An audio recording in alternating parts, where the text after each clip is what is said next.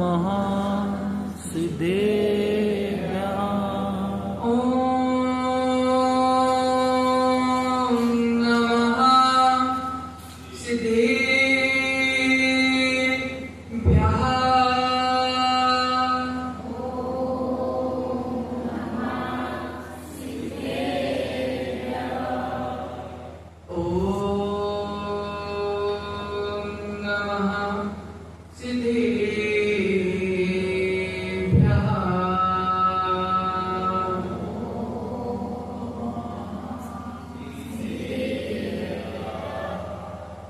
मेरे पवित्र मन में गुरुदेव आओ।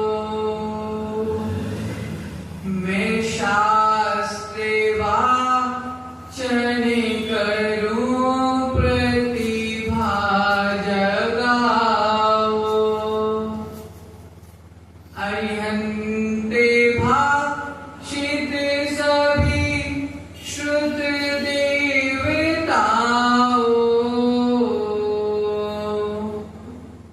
क्या बोले ना अब मुझे तुम ही बताओ। क्या बोले ना अब मुझे तुम ही बताओ। क्या बोले ना अब मुझे तुम ही बताओ। जय बोलिए पंच परमेष्टि भगवान की जय। जय बोलिए मूल नायक अतिशयकारी कुंथुनाथ भगवान की जय। जय बोलिए वर्तमान शासन नायक भगवान महावीर स्वामी की जय। जय बोलिए गुरु नाम गुरुदेव आचार्य भगवंत समाधि सम्राट विराग सागर मुनि महाराज की जय। जय बोलिए चर्याश्रमणि पट्टाचार्य आचार्य परमेश्वरी विशुद्ध सागर मुनि महाराज की जय। जय बोलिए दीक्षा प्रदाता आचार्य परमेश्वरी विभव सागर मुनि महाराज की जय। अहिंसामय विश्व जैन धर्म की जय।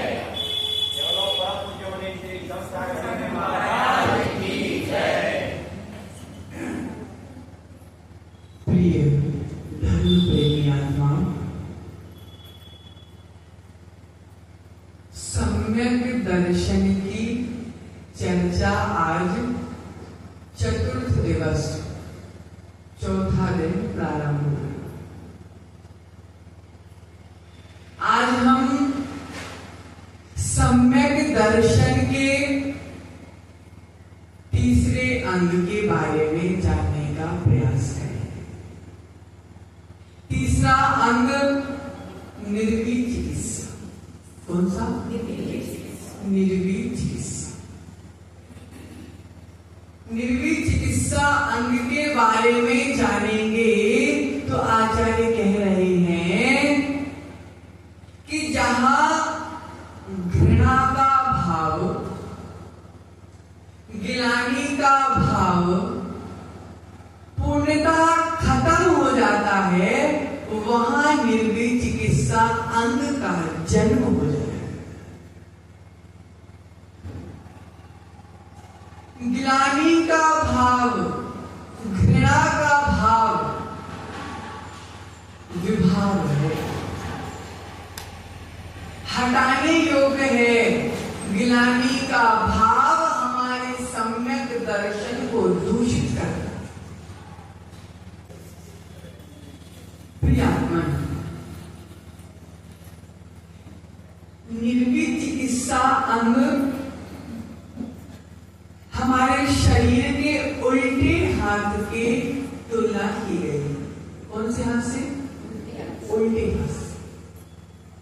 आचार्य कहते हैं कि जिस प्रकार उल्टे हाथ से शौच की शुद्धि की जाती है, उल्टे हाथ से गंदगी की सफाई की जाती है, तो हमको मन में गिलानी नहीं आती है। उसी प्रकार निर्वीक चिकित्सा अंग जिसके अंदर आ जाता है, उसके जीवन में गिलानी का भाव नहीं। उल्टे हाथ में गिलानी नहीं आती, प्रतिदिन करते।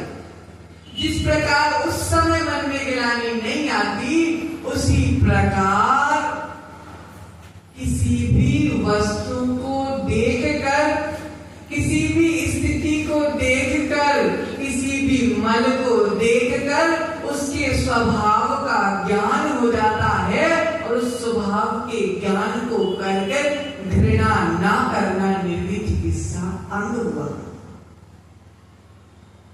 प्रियात्मन, आचार्य भगवंत कहते हैं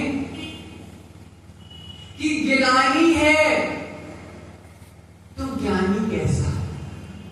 भैया, गिलानी है तो ज्ञानी कैसा, और ज्ञानी है तो गिलानी कैसा? क्या कहा आचार्य ने? ज्ञानी है तो गिलानी कैसे, और गिलानी है तो ज्ञानी कैसे? अर्थात ज्ञानी जीव ज्ञान में डूबते हैं, गिलानी में नहीं डूबते। ज्ञानी जीव ज्ञान में डूबते हैं, गिलानी में नहीं डूबते। प्रियात्मन, जो दिख रहा है वह मैं नहीं हूं। जो दिख रहा है वह मैं नहीं हूं। गहरा विषय है, ध्यान से समझ। जो दिख रहा है वह मैं नहीं हूं, जो देख रहा है वह मैं। जो दिख रहा है वह मैं नहीं हूं, लेकिन जो देख रहा है वह मैं हूं। शरीर दिख रहा है, शरीर में नहीं हूं। आत्मा देख रहा है, मैं आत्मा हूं।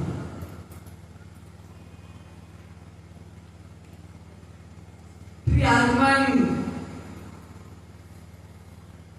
हम आत्मा होके भी आत्मा को नहीं पहचान पा रहे। हम आत्मा होके भी आत्मा को नहीं पहचान पा रहे। जिस प्रकार मछली तालाब में रहकर भी प्यासी रहती, जिस प्रकार मछली नदी में रहकर भी प्यासी रहती है, समुद्र में रहकर भी प्यासी रहती है, उसी प्रकार हम आत्मा होके भी आत्मा के स्वरूप को जान नहीं पा रहे। प्रियात्मन, दो प्रकार के लोग होते हैं। कितने प्रकार के लोग होते हैं? दो प्रकार के लोग होते हैं। एक लोग ईर्ष्या में जिया करते हैं। एक व्यक्ति ईर्ष्या में जिया करता है, और एक व्यक्ति ईश्वर में जिया करता है। एक व्यक्ति ईर्ष्या में जिया करता है, और एक व्यक्ति ईश्वर में जिया करता है। महान कौन है?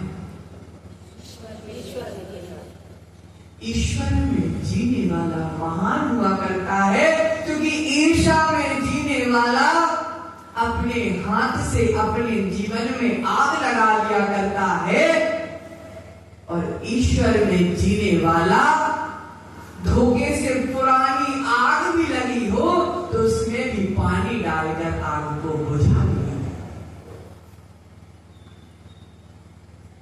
हमको किसमें जीना है? ईर्ष्या में जीना है कि ईश्वर में जीना है? अगर हमने अपने जीवन से ईर्ष्या को लात मार के भगा दिया, अगर हमने अपने जीवन से ईर्ष्या को लात मार के भगा दिया और ईश्वर को हाथ जोड़कर बुला लिया, तो हमारा जीवन सफल हो गया। ईर्ष्या को लात मारना है और ईश्वर को हाथ। प्रियात्मन, ईर्ष्या में जीने वाला जीव, ईर्ष्या में जीने वाला जीव कभी सफलता को प्राप्त नहीं कर पाता। समता को प्राप्त नहीं कर पाता, जो ईर्ष्या में जीता है, वह जीव गाली का जवाब, ईर्ष्या में जीने वाला जीव गाली का जवाब गोली से देता है। बहुत ध्यान से समझना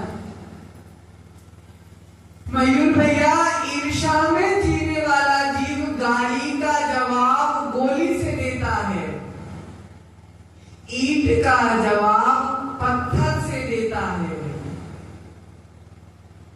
ईर्ष्या में जीने वाला जीव गाली का जवाब गोली से देता है, ईंट का जवाब पत्थर से देता है, इसलिए वह महान नहीं हो पाता।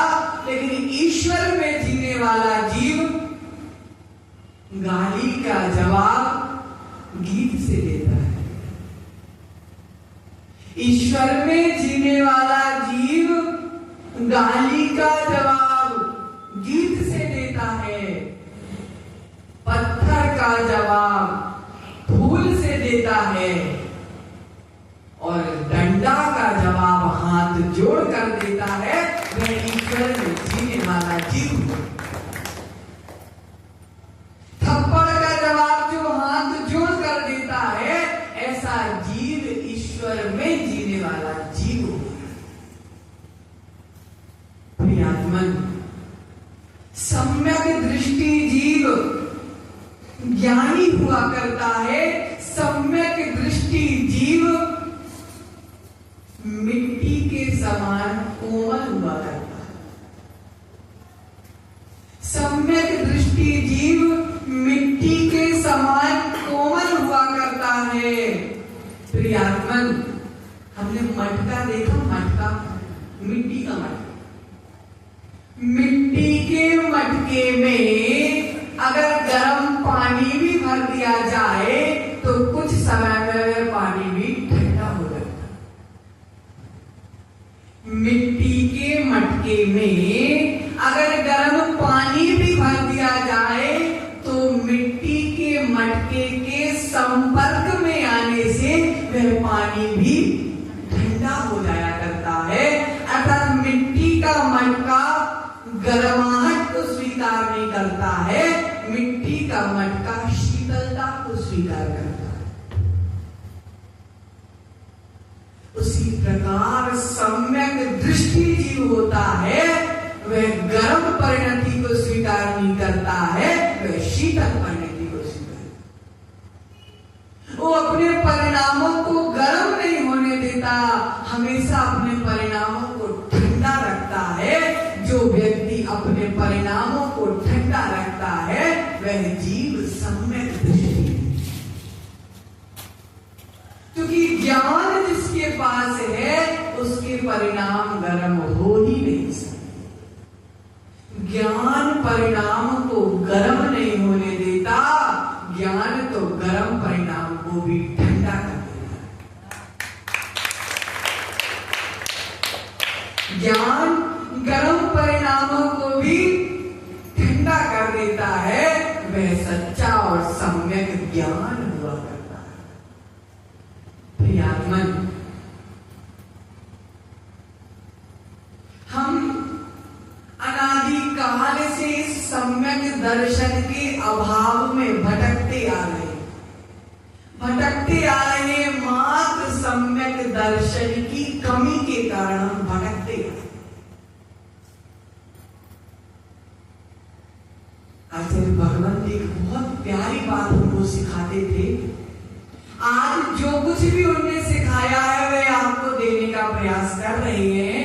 उनसे जो सुना है, अभी तक तो संग में सुनते थे, अभी तक तो संग में जो बोलते थे वह सुनते थे और लिखते थे। आज जो लिखा है वह आपको दे रहे हैं।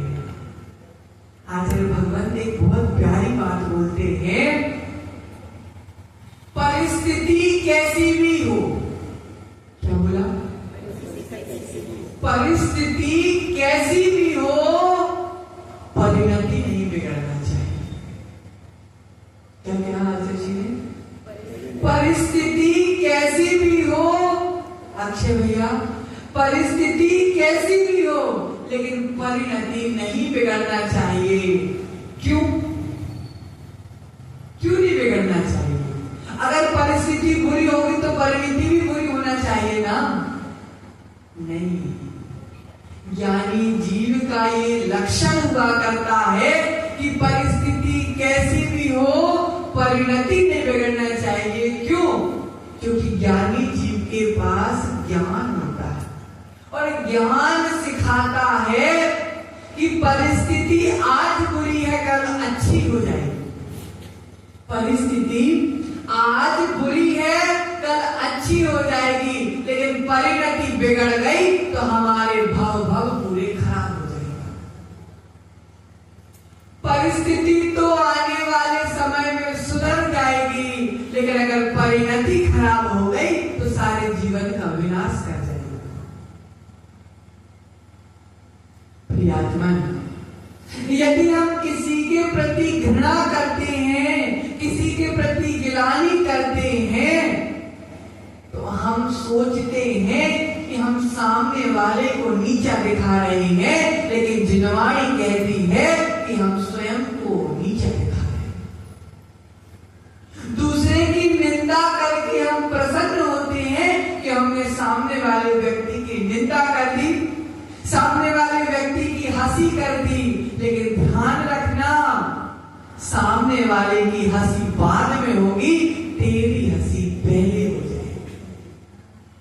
किसी को उंगली दिखाते हैं तो उसके प्रति तो एक उंगली जाती है, लेकिन बची ये 3 उंगली हमारी हो जाती है। प्रियात्मन, सम्यक दृष्टि वह होता है जिसके मन में प्राणी मात्र के प्रति घृणा नहीं, प्राणी मात्र के प्रति घृणा नहीं होती। वह मन को भी देखकर यह विचार करता है कि मन है, मन का तो स्वभाव ही बदबू देना है, मन का स्वभाव ही गंदा है।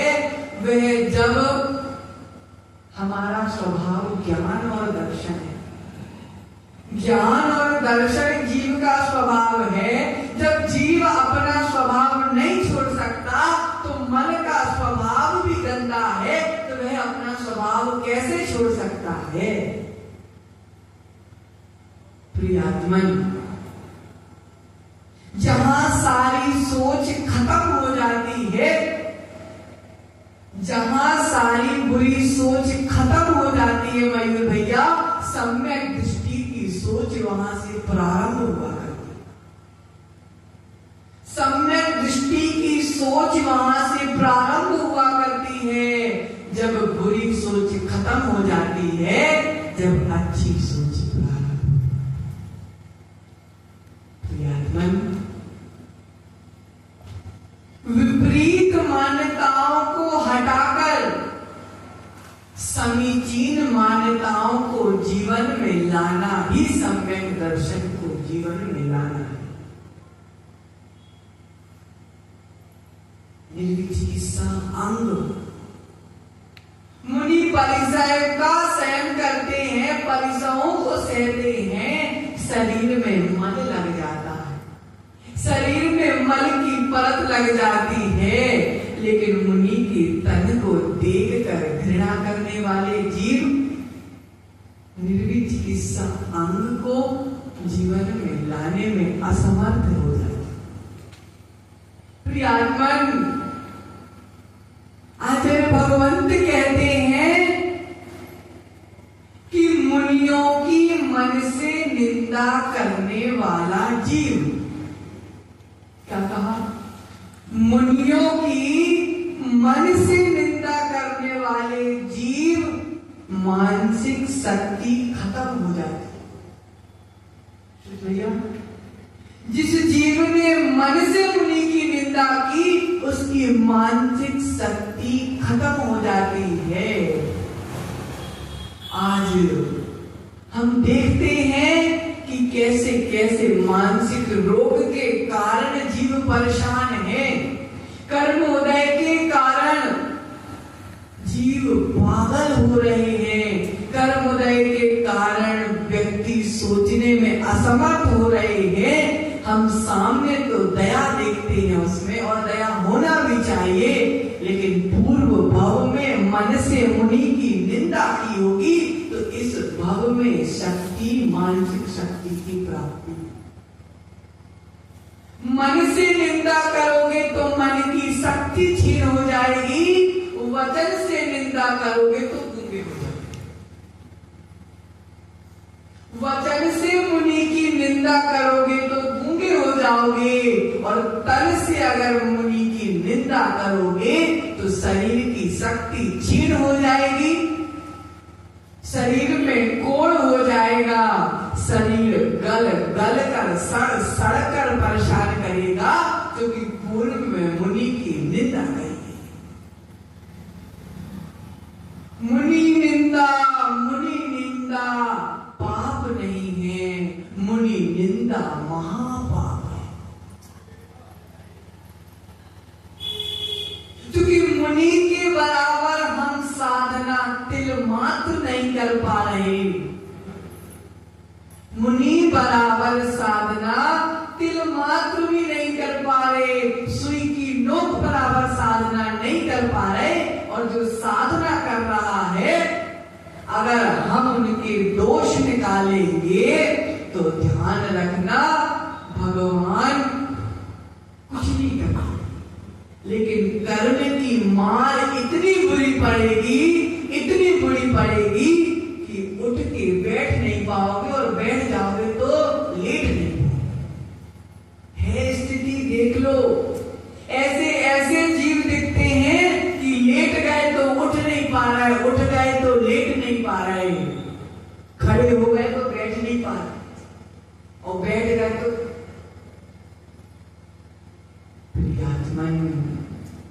समझने का विषय है, क्योंकि हम ज्ञानी जीव हैं, हमें सब कुछ पता होने के बाद भी अगर हम अपनाएंगे नहीं तो हमारा कल्याण कैसे होगा। प्रियात्मन सम्यक दृष्टि जीव, जैसे हम दुकान, जैसे घर में बोला कि भैया दुकान से निरमा लेके आ जाओ, क्या बोला, दुकान से निरमा लेके आ जाओ। व्यक्ति मार्केट में गया, क्या लेने गया, निरमा लेने गया, दुकान गया, मार्केट में गया, निरमा लेने गया, लेकिन भैया दुकान मार्केट में 100 दुकान है, मार्केट में 100 दुकान है, और 100 दुकान में 100 प्रकार की चीजें बिक रही। ध्यान से समझ, मार्केट गया, 100 दुकान है और 100 प्रकार के सामान बिक रहे हैं, लेकिन निरमा लेने गया तो उसकी नजर 100 सामान में नहीं जाएगी, पहले निरमा में जाएगी, पहली नजर निरमा में जाएगी। क्यों? क्योंकि सोच के गया कि क्या लेना है, निरमा लेना। उसी प्रकार सम्यक दृष्टि जीव होता है, उसको तो गुण लेना है तो 100 बुराइयां छोड़ देता है और गुण को ग्रहण करता है, क्योंकि मन में क्या सोचा कि गुण लेना है, और जिसके मन में गुण लेने की भावना है तो उसकी नजर सबसे पहले गुण में जाती है, क्योंकि अवगुण भी दिख रहे हैं। मान लो अगर अवगुण भी दिख रहे हैं, लेकिन हमको लेना क्या है, गुण लेना है। प्रियात्मन, गुण लेने की भावना जिसके भीतर आ जाती है वह है सच्चा समय दृष्टि। समय कम बचा है। नेत्र चिकित्सा अंग में राजा उद्यायन नाम के राजा प्रसिद्ध हुए। कौन से राजा प्रसिद्ध हुए? राजा उद्यायन। अब उनकी कहानी के माध्यम से इस अंग को समझने का प्रयास है। एक राजा उद्यायन था और उसकी रानी थे इस सच्चे सम्यक दृष्टि, सच्ची सम्यक दृष्टि थे। उनके सम्यक दर्शन की चर्चा भी स्वर्गों के देवों के बीच में हो रही थी। देव चर्चा कर रहे थे कि राजा उदयन नाम का राजा सच्चा सम्यक दृष्टि है, उसके भीतर सच्चे सम्यक दृष्टि के जो गुण होते हैं वह एक एक गुण उसके भीतर है। जब अच्छा काम होता है तो दो चार लोग टांग खींचने वाले मिल ही जाते हैं। बनी बात है, संसार का नियम है कि जब काम अच्छा होता है तो दो चार टांग खींचने वाले शुद्ध भैया मिल ही जाते हैं। लेकिन जिसको अच्छा काम करना है वो टांग खींचने वाले को भी हाथ जोड़कर अच्छे काम में जोड़ लेंगे। तो देवों में चर्चा चल रही थी तो एक देव के मन में आया कि मुझको राजा की परीक्षा लेना है, मुझको राजा की परीक्षा लेना है। तो वह देव धरती पर आया, उसने एक मुनि का भेष बनाया। किसका भेष बनाया?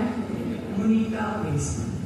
मुनि का भेष बनाया, लेकिन साधारण मुनि का भेष नहीं बनाया, कोढ़ी मुनि का भेष बनाया।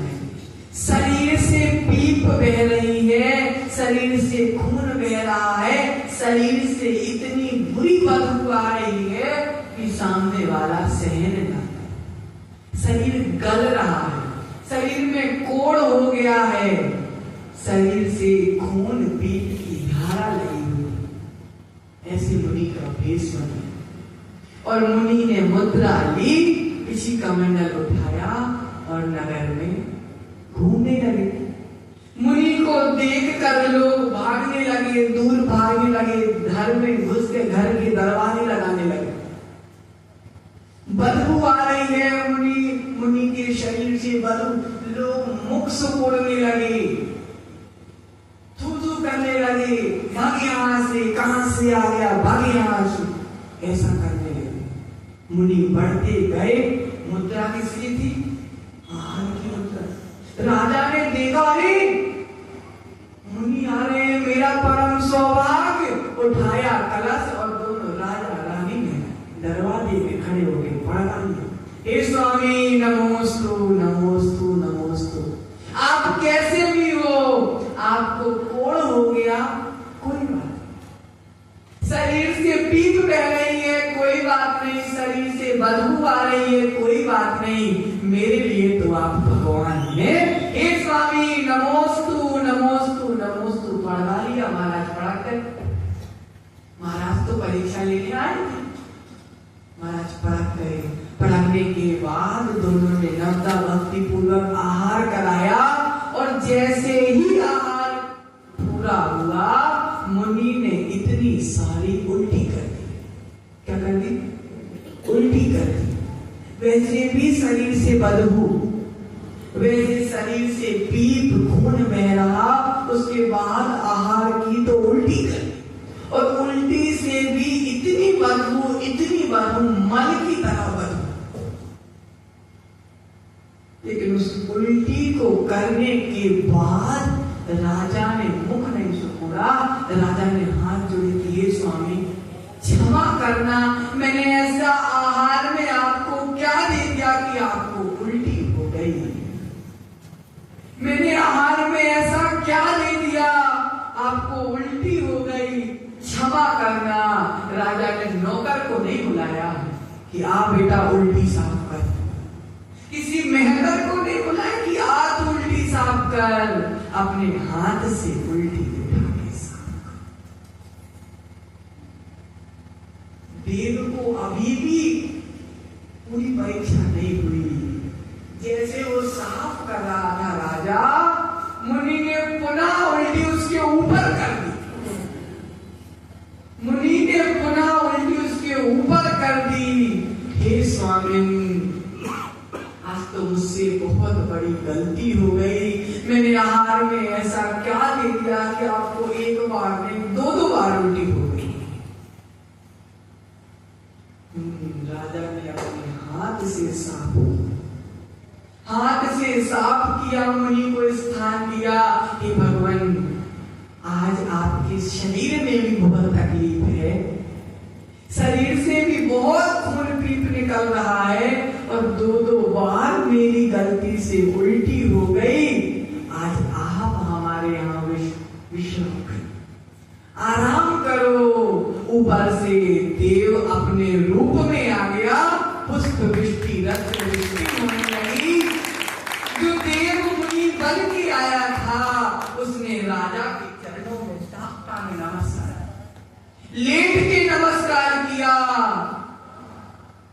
राजन, नमस्कार हो तेरे सम्यक दर्शन को, नमस्कार हो तेरी श्रद्धा को, नमस्कार हो तेरे निर्विचिकित्सा अंग को।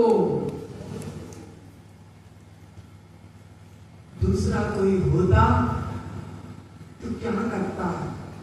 पहले तो परगमन नहीं करता, रास्ता बता देता कि वो रास्ता है, वहां से आप आगे बढ़ जाओ। निर्विचिकित्सा हमको यही सिखाता है कि वस्तु के स्वभाव को समझो। राजा ज्ञानी था, उल्टी देखकर मुख नहीं सिकोड़ा, क्योंकि उसको पता था कि उल्टी का काम क्या है। उल्टी का तो स्वभाव ही बदलू देना है।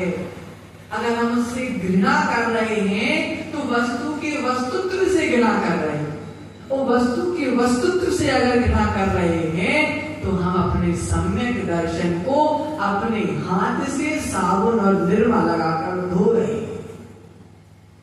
प्रियात्मन, ऐसा बोलो, ऐसा बोलो कि लोग सुनना चाहे, ऐसा बोलो कि लोग सुनना चाहे, और ऐसा सुनो कि लोग सुनाना चाहे। ऐसा मत बोलना कि लोग सुनना ना चाहें, और ऐसा मत सुनना कि लोग सुनाना ना चाहें। प्रियात्मन, एक बहुत प्यारी बात है। एक किसी ने लिखा है कि इंसान की तरह अगर बोल ना पाओ, इंसान की तरह, मैं उनकी मम्मी इंसान की तरह अगर बोल ना पाओ तो जानवर की तरह मौन रह जाना चाहिए। इंसान की तरह बोल ना पाओ तो जानवर की तरह मौन हो जाना चाहिए, क्योंकि वाणी में अगर मिठास नहीं है तो बोलने की सार्थकता नहीं। बिना चीनी की चाय पी सकते हैं, बिना चीनी की, बिना शक्कर की चाय पी सकते हैं, लेकिन बिना चीनी की वाणी नहीं बोलना चाहिए। बिना चीनी की वाणी नहीं बोलना चाहिए, क्योंकि अगर यहां पर नींबू का रस निचोड़ दिया जाए, अगर 100 नींबू का रस भी निचोड़ दिया जाए तो एक भी चींटी उसके आसपास नहीं आती, और चाशनी की एक बूंद भी गिरी हो तो लाखों चींटियां अपने आप आ जाती हैं। तो आचार्य कहते हैं कि वाणी में चाशनी की तरह मिठास होना चाहिए, वाणी में नींबू की तरह खटास नहीं। वाणी में नींबू की तरह खटास नहीं हो जाना चाहिए, क्योंकि अगर वाणी खट्टी हो गई तो सारा जीवन खट्टा हो जाया करता है, और अगर वाणी मीठी हो गई तो सारे जीवन में मिठास हो जाया करती है। वाणी अगर मीठी होगी तब कहीं जाकर हम लड़ाई झगड़ों से बच पाएंगे, तब कहीं जाकर हम शांति का जीवन जी पाएंगे। तो सम्यक दृष्टि जीव अपनी वाणी में मिठास रखता है। सम्यक दृष्टि जीव या तो मौन रहता है, सम्यक दृष्टि जीव या तो मौन रहता है, और जब बोलता है तो मीठा बोलता है कि सामने वाले के दिल को जीत लिया करता है। कई ऐसा बोलते हैं, कई ऐसा बोलते हैं कि दूसरी बार कोई सुनने का मन ही नहीं होता।